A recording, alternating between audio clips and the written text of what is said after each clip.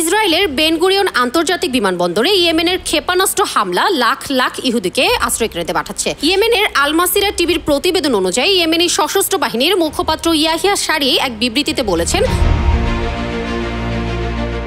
ইয়েমেনের আল মাসিরা টিভির প্রতিবেদন অনুযায়ী ইয়েমেনি সশস্ত্র বাহিনীর মুখপাত্র ইয়াহিয়া সারি এক বিবৃতিতে বলেছেন, তার দেশের ক্ষেপণাস্ত্র ইউনিট তেল আবিবের পাশে অধিকৃত অঞ্চলে বেন গুরিয়ন বিমানবন্দরে সফলভাবে একটি গুরুত্বপূর্ণ অভিযান পরিচালনা করেছে। সারি বলেছেন, প্যালেস্টাইন 2 হাইপারসনিক ব্যালিস্টিক ক্ষেপণাস্ত্র ব্যবহার করে এই ক্ষেপণাস্ত্র হামলা চালানো হয়। তিনি আরও বলেন, এর ফলে 40 লাখেরও বেশি ইহুদি আতঙ্কিত অবস্থায় আশ্রয়কেন্দ্রে পালিয়ে গিয়েছিল।